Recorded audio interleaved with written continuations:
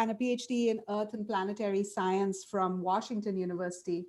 She has hunted for meteorites in Antarctica. She was curator in the Department of Geology at the Field Museum in Chicago. She moved to Arizona State University in 2006, which was very wise, someplace warmer, where she still is today. And she is director of School of Earth and Space Exploration. And she's going to be talking to us about rocks from outer space. So we're so excited that you're here, Meenakshi. So take it away. All right. Well, thank you so much, Shamita. I'm really honored to be here at this event honoring Roger Chaffee. Obviously, you know, a lot of my own work is studying planetary materials, space materials, and I love all things space. And so just, you know, so glad to be able to come here and share some of my excitement and some of my passion here with everybody and tell you a little bit about these rocks from space that really, in a sense, they helped to create our own world. They helped really to kickstart potentially the origin of our own, you know, species here on Earth. And I'll tell you a little bit about that. So I'm gonna start out actually, but actually, can we mute are you hearing some of the pinging or? Samita, are you hearing the pinging? I'm actually getting, I guess, some of the notifications for people to be admitted in, and I'm wondering if somebody else can take up that role. I'm letting people in, but I'm not sure how to mute the pinging. I thought if I was muted, you wouldn't hear it. Okay, all right, well, let's get going. So what I want to start out here is actually an event that happened almost exactly 8 years ago today, February 15th of 2013, which actually happens to be Roger Chaffee's birthday, I believe. Isn't that correct? So I wanted to start out with this video, which shows an event that took place in Russia, in Chelyabinsk. You hear the sound?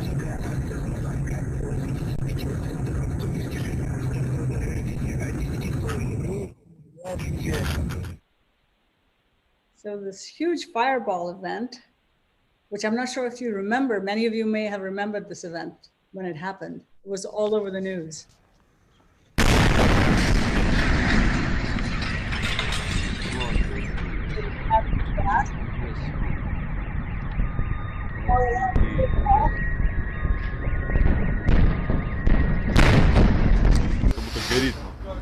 Imagine hearing that.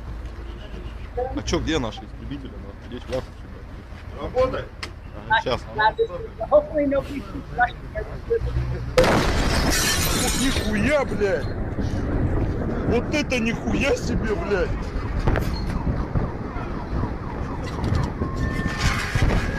Вот это нихуя!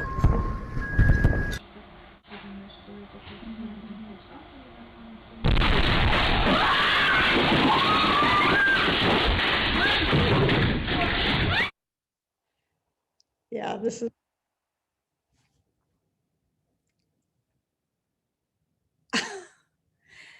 I know. It's amazing to see this. I mean, and this was a small event, as it turns out. I mean, and actually, fortunately, there were no fatalities. There were actually some injured people, especially, I think, people that were injured as a result of broken glass from the windows and things like that. All of these 4 guys were okay. But so there were a lot of injuries, no fatalities, but this was a 20-meter sized asteroid. And you can imagine, you know, an asteroid maybe an order of magnitude larger than maybe 200 meters instead of 20. And that would cause devastation on the scale of maybe, you know, a city block or something like that. It would not be a global catastrophe, but it would still, if it was in a populated area, it could do a lot of damage. So meteorites are actually impacting the Earth every single day. Every meteoritic material actually is hitting the Earth every single day. There's almost, we estimate something like 100 tons of stuff that falls on the Earth every single day. Most of that stuff, fortunately, most of it is actually sand-sized particles or smaller. But every once in a while you get somewhat larger objects. And so, you know, we really need to understand these better, because not only is it something that potentially could shed light on our very origins, and I'm going to talk to you about that, but it does actually have potential impact for our future too. So, and I'll talk a little more about that too. So, what is a meteorite? So let's just sort of start from the very basics here. I'm sure most of you already know this, but some of you may not.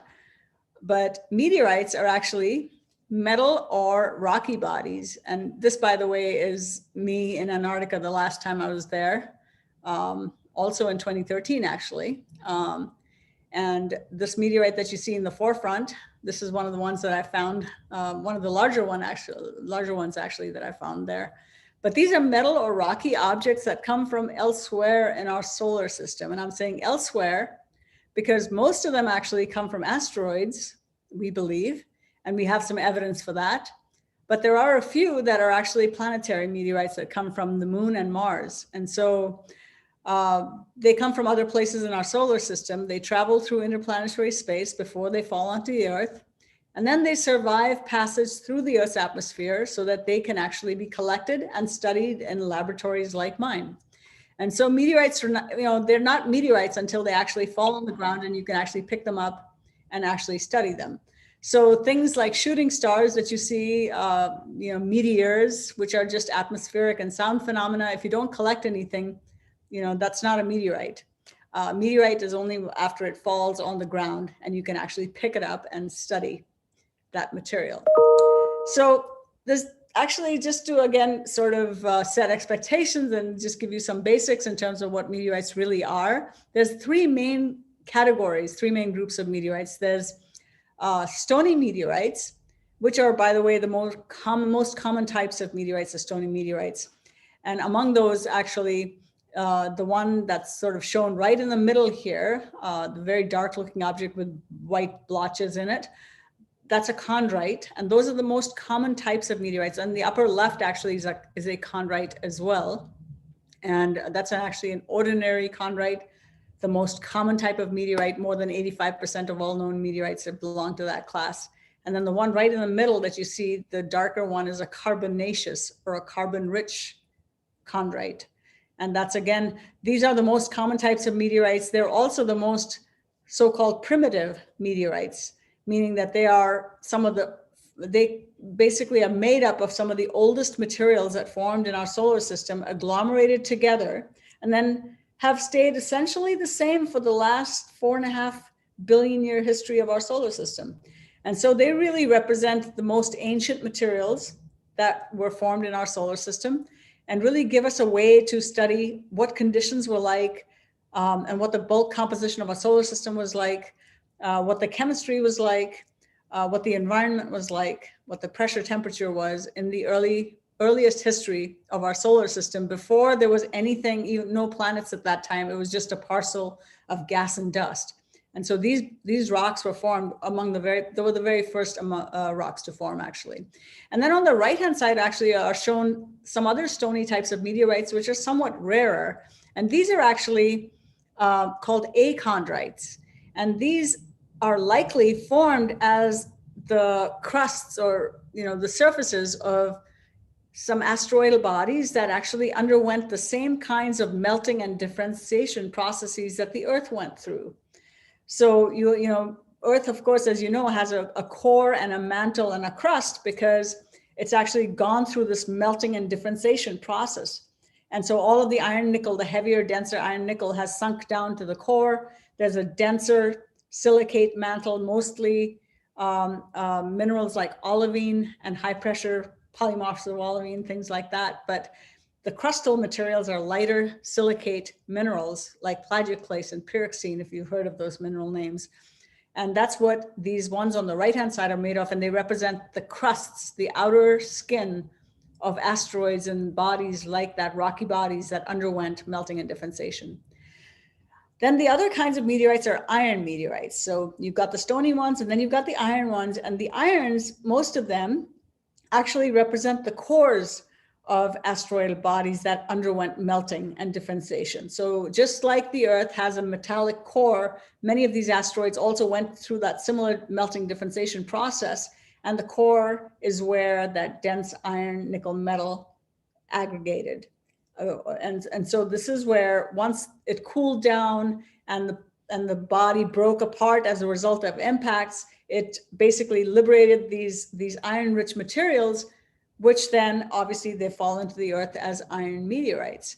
And so they represent essentially the cores of small asteroids, and really are very interesting because obviously, despite movies like The Core and other things like that, there's not going to be anytime in the near future where we're going to be able to drill down to the core and sample the core of the Earth. And so we're not going to actually have samples of the Earth's core to study. And so these materials actually provide us with a way of studying what a planetary core, how and when that kind of core may have formed, what the chemical composition might have been. Those kinds of processes can be studied by looking at these types of iron meteorites. And then of course, we've got Stony Ion Meteorites. And these ones are actually some of the most beautiful meteorites that I think. They're gorgeous. They're made out of this kind of greenish mineral called olivine, again, peridot or olivine. And there's also in between that is the silver iron nickel metal. And we think that many of them may have come from the core mantle boundary of asteroids that underwent, wholesale melting and differentiation processes. And so these types of meteorites potentially also represent the deep interiors of asteroidal bodies that then broke apart, and eventually some of those pieces have fallen to the Earth. So those are the three main categories of meteorites, stony meteorites, stony iron meteorites, and iron meteorites. And they represent different types of processes that occurred on rocky bodies in our solar system.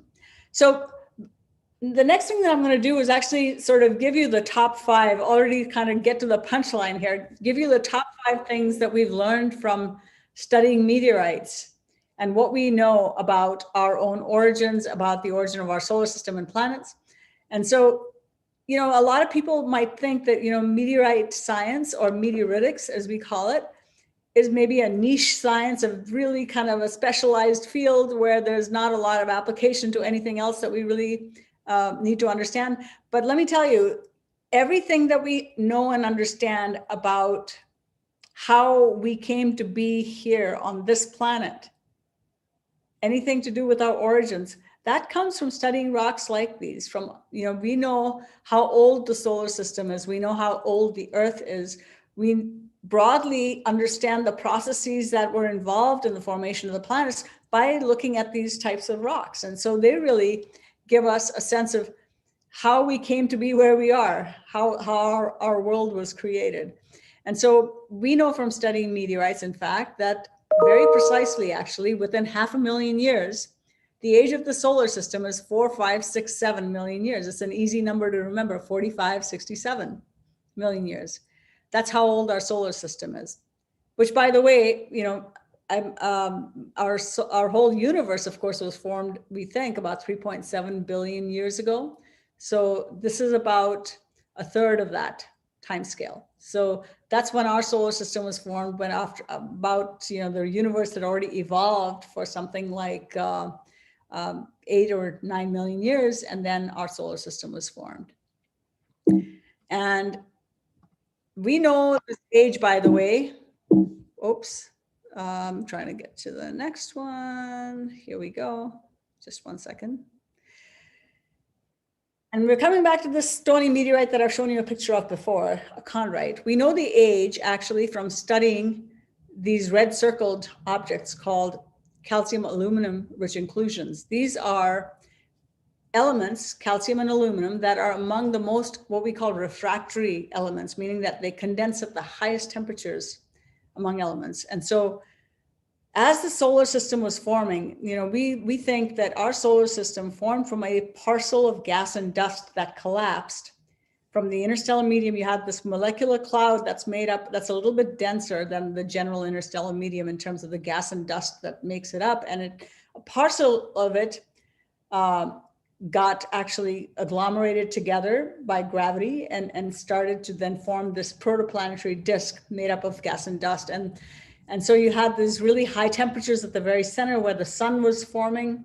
And then the midplane of that disk, things were very hot for a while as well. And so as things started to cool down in that disk, the very first solids to form there were these white objects that you see in this meteorite. And so when we date these materials, which is what I do in my laboratory, this is the age that you get, 45, 67 million years. And so we know that our solar system is this old because these are the oldest known objects in the solar system that we know about. And we understand in the theoretical framework, the condensation history of these objects. And we know that these are predicted to be the earliest solids to condense from this parcel of gas and dust from which our solar system formed. The second thing that you need to know is that there are actually dust particles in meteorites that are actually stardust. So they're pre-solar materials that condensed, dust particles that condensed in the atmospheres of stars before, billions of years potentially, before our solar system was even formed. And actually there was a study last year that showed that some of these grains are around maybe 6 or 7 billion years old. So even 2 or 3 billion years older than our solar system. And they've survived all of the processes in the interstellar medium and were then present in the local kind of molecular cloud from which our solar system was formed. And so have been preserved in some of these meteorites. Many of these kinds of pre-solar materials that actually formed our solar system, during that formation process, because of the thermal processing, the high temperatures that material was processed through, a lot of the dust and materials, it actually vaporized and then sort of mixed together completely, and then started to cool down and form some of the materials that we find in meteorites. But not, there's actually a population of these grains that has survived all of those processes. And we know that actually from looking at their isotope compositions, which are way different from any of the isotope compositions that we find in materials within our solar system. And that's why we know these are pre-solar or stardust grains that formed way outside of our own solar system by processes that really involved nuclear processes within stars, nucleosynthetic processes as they're called. And so they probably, most of these things formed in environments like this one, which is a supernova explosion, a simulated one that's shown here. And so the grains, these kinds of pre-solar grains were condensed in the atmospheres, the yellow and pink areas that you see in this particular graphic here. And so basically, many of these pre-solar grains are formed in the atmospheres of some of these supernovae. There's also actually some kinds of stars that, let's just put this away. Is this better, or are you actually still seeing? Okay. So basically, there's lots of stellar sources that are contributing to material in the interstellar medium and contributing to particularly the local kind of molecular cloud from which our solar system protoplanetary disk formed first. And so there's environments like that supernova explosion that I showed you, the atmospheres of those where those grains formed, or in other types of stars that were ejecting material out into the interstellar medium. And so you have this molecular cloud that then formed this protoplanetary disk, and that's on the right side. And then you had the formation, of course, within this protoplanetary disk. As things started to cool down, you formed solid objects, you accreted them together to form asteroids and cometary bodies. And then, of course, many of these broke apart and then formed these objects that then entered the Earth's atmosphere as meteorites. And then, of course, there's also interplanetary dust particles that are also produced as a result of collisions between bodies in the solar system, rocky bodies in the solar system like asteroids, called interplanetary dust particles. And all of these eventually, after they fell on the Earth, we have actually been able to separate out these grains, these pre-solar stardust grains from these meteorites. And in fact, the process by which these were first discovered in meteorites was that scientists actually dissolved away with very harsh acids much of the matrix of these meteorites, and the things that were the most resistant to acid these were some of these kinds of grains. There were diamonds, there were carbides and nitrides, things like that, which were separated out from these meteorites. And the grains are shown here on the lower left, called presolar grains. Those were among the very first objects to form. But there are other kind of presolar grains that are kind of very similar otherwise to the matrix of these meteorites, but their isotope compositions are very different. But we now have the techniques actually to be able to find those types of grains actually just in situ, by in situ techniques, rather than trying to dissolve with harsh acids and things like that. So there's been a lot of progress in this field. There's many different kinds of stardust presolar grains that are now found in meteorites. And they've told us a lot about what happens in stars, the nucleosynthetic processes that produce the elements. We've learned a lot about that. And so these kinds of grains, of course, they're only present in sort of small quantities in meteorites. I think the most abundant of these kinds of grains are present at the level of maybe about 1,000 parts per million in meteorites. So very small, about 0.1 weight percent of a meteorite at most. So 0.1 weight percent. So that's very, very tiny. And that's the most that you can actually ever even think of the abundance of some of these things. So the third thing is that meteorites actually provide us with clues about the building blocks of the rocky planets. And I love this image. It was taken not too long ago by the Deep Space Climate Observatory, just view of the moon going past the Earth. But the Earth and the moon, the building blocks of these materials, we think came from the kinds of materials that we are actually studying as meteorites. And in fact, a lot of our studies of meteorites are showing us that the Earth was formed around 4.5 billion years ago, similar to the age of the solar system. I told you the age of the solar system is 4.567 billion or 4567 million, right? And so 4.5 billion years, the Earth was formed probably within, I would say, 50 million years or so. Within that time period, I guess 90% of the mass of the Earth probably was formed within tens of millions of years after the formation of the initial solar system. And so we think that we also understand a lot about what we think of maybe the building blocks were, and they're most similar to certain kinds of meteorites. And so we can actually make those comparisons between the compositions of materials that we find on the Earth and what we can infer about what the bulk composition of the Earth might have been. And it seems to be somewhat similar to some varieties of chondrite meteorites. And so that's what we understand then about the bulk composition of our planet and when it formed from studying some of the isotope characteristics of meteorites. The moon also, we think, actually was formed a few tens of millions of years after the Earth was formed by a giant impact. And so this is one of the most sort of popular hypotheses at the current time, is that we think there was a Mars-sized object that impacted the Earth within a few tens of millions of years after the Earth was formed. So again, within something like 100 million years or so, 50 to 100 million years of after the solar system was formed, a large sort of Mars-sized object crashed into the proto-Earth and formed a debris disk around the Earth, from which the moon was formed. And so, we understand the formation histories of the Earth and the moon and the Earth-Moon system as a whole from actually studying meteorites. So, and then number 4 is that meteorites actually likely brought potentially the raw materials for the start of life on Earth. And we know that there are materials like amino acids in some of these carbonaceous chondrites. I was telling you about the kind of meteorite that I was just showing you before.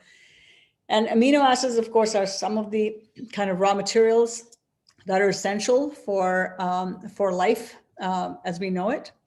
And so we think that some of these types of meteorites could have seeded the Earth with those types of materials. And it's not just actually organic compounds, it's also bioessential elements like phosphorus that are otherwise present in very, very small quantities in the crust of the Earth, But meteorites, some of these meteorites, particularly iron meteorites and specifically, contain minerals that have quite abundant phosphorus. And so we think that some of the materials, the bioessential materials, bioessential elements that are necessary for metabolic processes to occur, these could have been brought in, of course, also by meteoritic materials in the early Earth.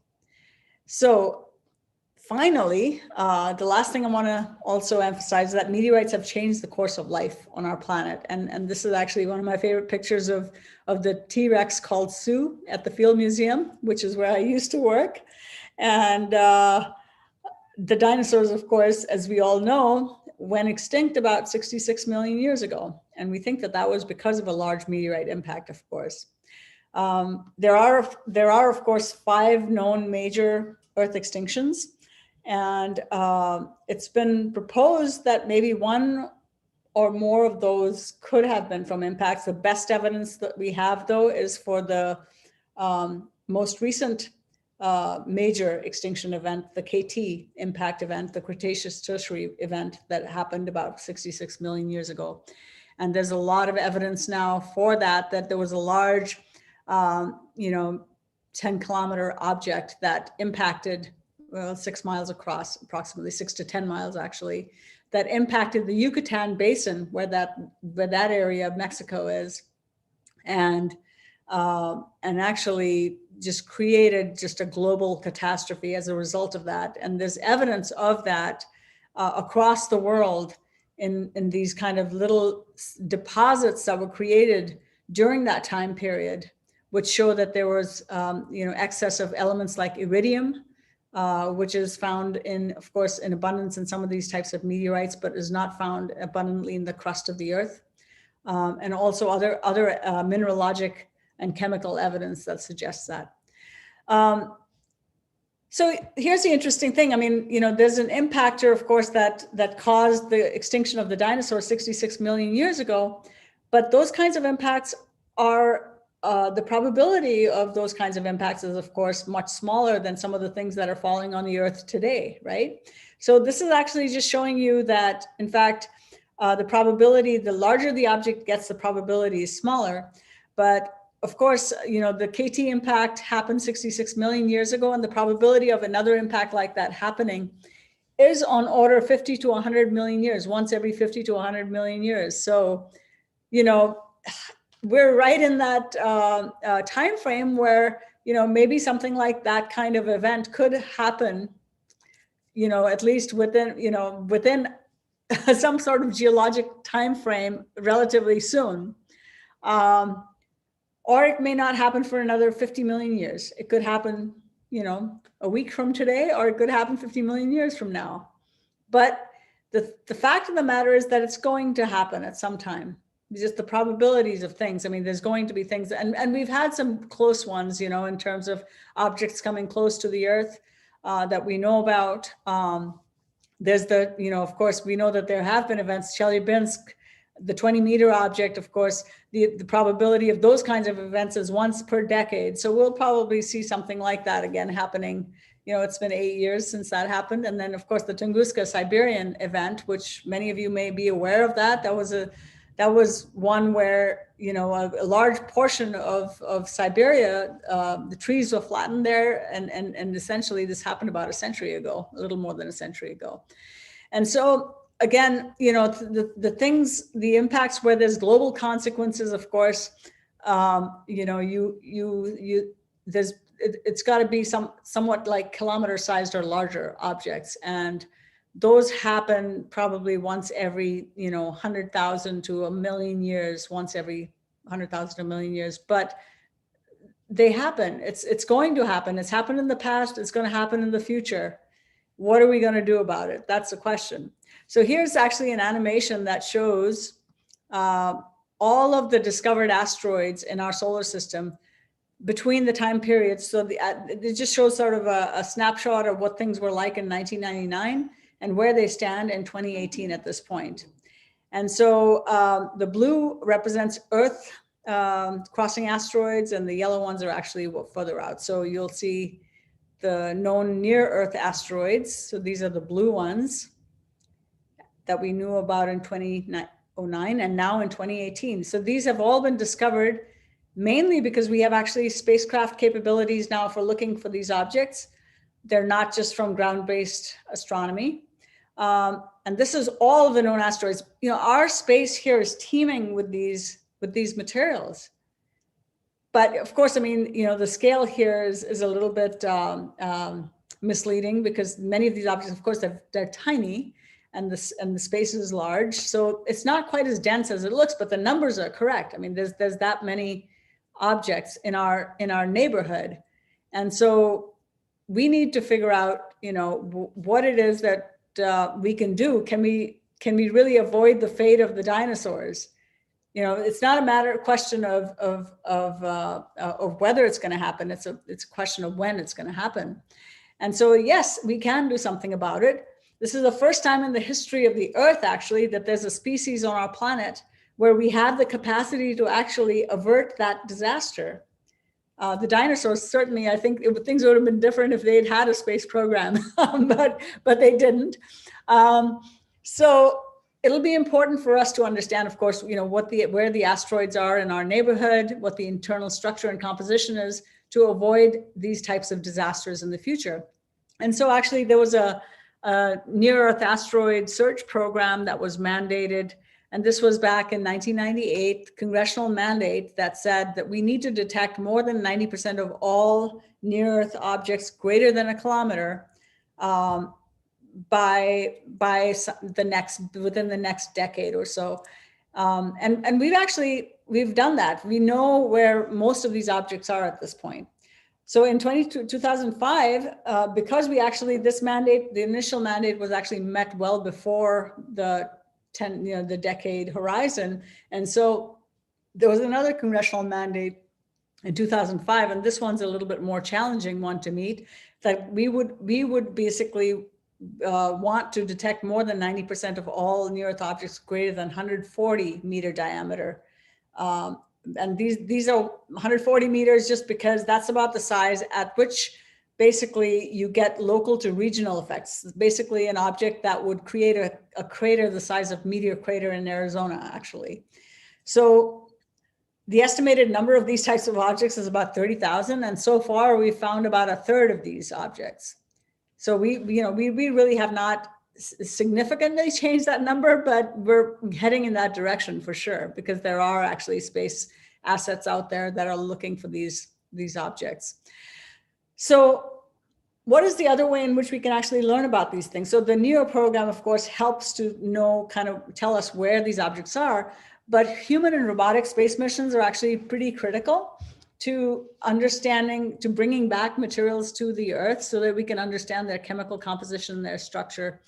And so, of course, you're aware of the Apollo programs in the late 60s, early 70s that brought back about 800 pounds of lunar rock, lunar materials that are currently housed at the Johnson Space Center. There have been other missions, actually. The Comet WILD 2 sample return by the Stardust mission that happened in the late 1990s and early 2006. I mean, up to, it basically brought back material in 2006. The Genesis mission, which was actually return of sample wind, of solar wind, actually. So it's actually a sample of the sun. And then the Hayabusa mission, which is actually a JAXA mission, Japanese spacecraft, that brought back samples from an asteroid, an S-type asteroid, actually, which represents potentially a chondrite-like material. And so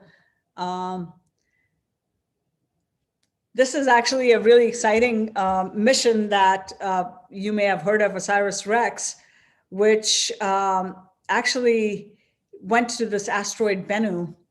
And you can see the surface here of this asteroid as the spacecraft was orbiting it. And on the right-hand side is a more close-up image of what the asteroid looks like. Some of the boulders there that you see, the largest one, the light-colored large one, is about a house-sized boulder. It's about 25 meters across or something like that. And so these are huge, huge boulders on the surface. And actually, this mission successfully managed to collect some sample off the surface of this asteroid just this past fall. I believe this was November of last year that they were successfully, they land, actually on the left-hand side, you can see kind of a schematic of what the spacecraft size looks like and the landing or the collection site where they collected the material. And on the right, you can see the sampling arm that actually went down and actually, just like the kind of air filter in a car, it actually collected rocks by kind of pressurized air that was blown through the regolith. And it actually is bringing back materials at the current time. And we expect to have samples back by 2023. And then JAXA's Hayabusa 2 mission to the asteroid Ryugu actually has already brought back samples. So it went to another asteroid that looked very similar to the one that OSIRIS-REx went to actually, but was about twice as large. And this is what the surface of that asteroid looks close up. And it's very similar to some of the carbonaceous chondrites that we have in our collections actually. And in fact, this spacecraft brought back the samples just in December of 2020, just a couple of months ago. And this is what the samples look like. We already know what they look like. And on the left-hand side is the Ryugu sample, asteroid sample. On the right-hand side are some meteorites, carbonaceous meteorites, belonging to a certain class called CM meteorites. And they actually look very, very similar, but it's a fantastic opportunity to study materials, of course, that are very pristine, brought back by spacecraft. They haven't been sitting around on the Earth like meteorites have. And so it's a great way to actually, of course, study the compositions of these objects. But I want to make the case that meteorites are actually nature's sample return missions. You know, these sample return missions that I just told you about, they cost tens of millions of dollars. And here we have these samples. And this is, by the way, a view of the meteorite vault in our Center for Meteorite Studies at Arizona State University. It's a fantastic resource. We have one of the largest collections in the world of meteorites. And they allow us, these meteorites allow us to explore places in our solar system that are difficult or even impossible for spacecraft to get to. And they're free, you know. so we get to study these objects in our laboratory and try to understand, you know, the origin of the solar system, the origin of our planet, the internal compositions of these materials that can help us then, you know, come up with strategies to mitigate future disasters potentially. And I'm just going to go through really very quickly through some of these. I want to tell you that the meteorites that we have in our collections, actually, we think we know where many of these actually come from, at least in broad scale, the types of objects that many of them come from. So this is actually asteroid Itokawa that the JAXA Hayabusa mission brought back samples from. And we now know from studying the particles that were brought back, some of them are shown here on the left, actually one of them shown here on the left side, that these resemble ordinary chondrites that we already have a lot of in our collection. So these asteroids, by the way, are some of the more common types of asteroids. And we have samples of these, we believe, in our laboratories here. The carbonaceous meteorites, like this one that I'm showing here on the right, they're most similar to asteroids like the one that JAXA's Hayabusa mission went to. And as I showed you some of that comparison there, you can see that they're very similar. And so we've got a lot of these types of meteorites in our collections that can also tell us a lot about asteroids like the one that we sampled just recently.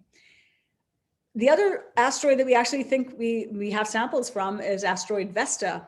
And there's actually a group of meteorites called the Atd Meteorites that we know. We've sent a spacecraft to Vesta called Dawn. And from the spectral characteristics of the light from that asteroid, we can compare that with these meteorites and they match perfectly. And they're very different from many other asteroids and many other meteorites that we know about. So we know that there is a connection between this particular asteroid and these meteorites. And then we believe that the metal-rich meteorites that we have in our collections, iron meteorites, may come from asteroids like this one, the asteroid Psyche, which is actually going to be visited by a spacecraft called Psyche. The spacecraft is also called Psyche. And that's actually the mission's going to be launching 2022, and it's going to be getting to Psyche a few years later. And we'll learn a lot more about it, of course, but we think some of the metal-rich meteorites might come from asteroids like this one. and may represent sort of materials like the one here shown here on the right.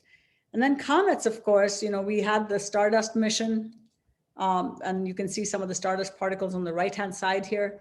But we have some of these interplanetary dust particles that we think some of them may actually come from comets. And so we can actually study some cometary materials from these interplanetary dust particles. And then, of course, we've got samples from the moon that were brought back by the Apollo missions. And blue here, not in blue, in pink, is an outline of all of the different sites on the near side of the moon where there have been missions that landed and brought back materials. And so that you can see that represents a very small fraction of the moon's surface, right? And it's only on the near side. And we know that the far side actually looks very different from the near side. Of course, we only really see the near side because the moon is actually tidally locked to the Earth. And so, these samples were brought back and they're a great resource. We've learned a lot from them, but there are lunar meteorites that actually represent more globally, a more representative sample of the moon. And so we can learn a lot about the moon from studying lunar meteorites. And in fact, we've learned a lot, for questions like the impact history of the moon from studying lunar meteorites. And then finally, just to wrap up here, there's also meteorites that we believe come from this place, Mars, of course. And this is one of my favorite planets. And we, of course, I don't know how many of you watched with bated breath yesterday, the landing of Perseverance rover. It's super exciting, of course, to learn about the history of this planet, which we think early in its history, it might have been very Earth-like. There might have been water, there might have been a thicker atmosphere there, and there might have been some life originating on that planet at some point in the past. And so, there are actually meteorites we have in our collections. We have not gotten a sample return from this particular place yet, but the Mars rover that landed yesterday is the first step in getting that back, but we don't have those samples back yet. We've got meteorites though. And we know actually the cool thing about this is that we know that these meteorites come from Mars because there are gases that are trapped in these rocks, which when the gases are released, and you see this sort of plot on the right-hand side that I'm showing you, on the x-axis here are the compositions of the gases released from these meteorites as they're heated up. And on the y-axis here, you see the composition of the Martian atmosphere. And you see this perfect one-to-one correlation here between those compositions. And this is telling you that in terms of things like nitrogen and carbon dioxide and noble gases, the atmosphere of Mars is exactly a match for the gases that are released from these meteorites when they're heated. And so we can make that connection for these meteorites, that these are from Mars, and we can learn something about them. But again, they're a very biased sample because they're only the kinds of rocks that can survive the process of being, ejected from the surface of Mars by large impacts and then surviving as they get to the Earth. So, of course, as I said, we are interested in understanding the early history of Mars because we think that it might have looked something like the image that you see on the left-hand side. It may have had water in the past. It might have had a thick atmosphere. There's actually evidence, these kinds of delta-like features that you see on the right-hand side, river carved features that show that in the past, 4 billion years ago, perhaps, there might have been flowing water on the surface. And in fact, one of the meteorites, and this is very controversial, by the way, it has I don't think any one except for this particular group that made this claim actually believes that there's evidence of life in this particular meteorite. So this particular meteorite, they found kind of microscopic materials in there that they suggested potentially could be biogenic, produced by life. But there's also been a lot of argument about whether these are just kinds of sample preparation artifacts and they're not even real. And so, well, how we're going to learn though is by missions like the one that we just landed on Mars yesterday. And this is actually a picture showing you exactly where Perseverance landed in Jezero crater yesterday. The crater has this delta feature. Right in the center, you see this kind of riverine feature that's flowing in from the upper left down to the middle here. And the blue is just the landing ellipse. that the rover was supposed to land on. The yellow dot is showing where the rover actually landed. So we're going to be exploring this river delta, this riverine features, all of this. And actually, this is just want to end on this image here, which is just so exciting for me to see. This is the first picture that came back yesterday from this rover. And you can see rocks out there. You can see rocks out there. And we're going to be bringing some of these back, hopefully in the next decade, hopefully by 2031. That's my hope.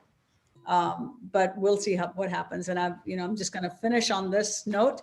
Here's just sort of my conclusions. That meteorites really tell us something about our origins. They've contributed to the origin of our planet. They've contributed to potentially life, the origin of life on our planet. They've contributed to the evolution of how life has proceeded on our planet. It could shape the future of our planet unless we do something about it, unless we study, how we can actually mitigate the effects of that. So I'm gonna end here because I think we're out of time. Thank you, Dr. Wadhwa. So we actually have only time for about one question, Okay. and our chat window is disabled. So if you would just click on reactions, you can raise your hand, and I will call on you if you have a question. Oh, there you go. You're the first one. I'm going to ask to unmute you, Catherine. So go ahead. Dr. Wadhwa, thank you very much for that interesting presentation. My biggest curiosity was noticing the shapes of the different asteroids. I think most of us think of them as just big chunks of rock. Would you say it's more the collisions, like the ones that look like big cubic bumpy marshmallows, but then the metallic ones, Psyche, looked very round. And so I was curious about that. Yeah, so there are collisionally evolved shapes. Yes, because of impacts, they are definitely they evolve to different shapes. Also, by the way, that the image that I showed you of Psyche, that's only a schematic. We have no idea what that asteroid looks like. We only have a few sort of observations from the Earth where it just looks like a point of light. So when we send a spacecraft there, that's the first time we'll ever get to see close up what it looks like. So that's going to be really, really super exciting. So we don't know what it looks like, but yeah, the shapes are because of a number of factors, and it could be from the way that they actually collisionally evolve, and also and come together as rubble piles, and also because of how fast they rotate. So it's a combination of a number of different factors. But yeah, it's a good thing. The shapes are very similar for Ryugu and Bennu. Thank you. Yeah. Thank you, Catherine. I'm also very glad that 2020 or 2021 does not have an asteroid impact on addition to everything else. Everything else, I know. That's happening. I just had a final question. So was the Earth then much bigger than it is now before the moon sort of, was there a? Yeah, I think so. The collision actually not only strips material into the debris disk, but it also contributes material to the Earth. It was part of the building process. And so, no, the Earth at the time of the collision was probably at least 2/3 or actually almost 90% of the way already formed. It was not to its full size, but the impact actually, resulted in causing a debris disk. Most of the debris disk was actually from the impactor. It was not actually from the Earth. The core of that object actually merged with the core of the Earth. So it actually contributed it actually contributed to the size of actually growing the Earth. All right. Wow. Thank you so much. I'm sorry we don't have time for more questions, but if you do have questions for Dr. Wadhwa, if you would send them to rajadat@gvsu.edu, we'll make sure we'll get it to her. We also have a link for a survey that we will send out after this conference is over. So if you would fill that out and send it back to us, it really helps us when we report out for our grant that supports Rajadat. And with that, I'd like to say thank you very much to Dr. Wadhwa for coming in. I want to make sure that I have not forgotten everything because Dina has been texting me, don't forget this and don't forget that. So thank you so very much again. And I hope you can enjoy the rest of Rajadat, but I think we're going to Dina, would I get it right? We're going to kick everybody out and then let everybody back in. Yep, we got to stop it here and restart it. Okay. As you can tell, we totally have nailed the Zoom thing. Thank you so much. It's an honor. It's an honor. Thank you so much. Thank you so much.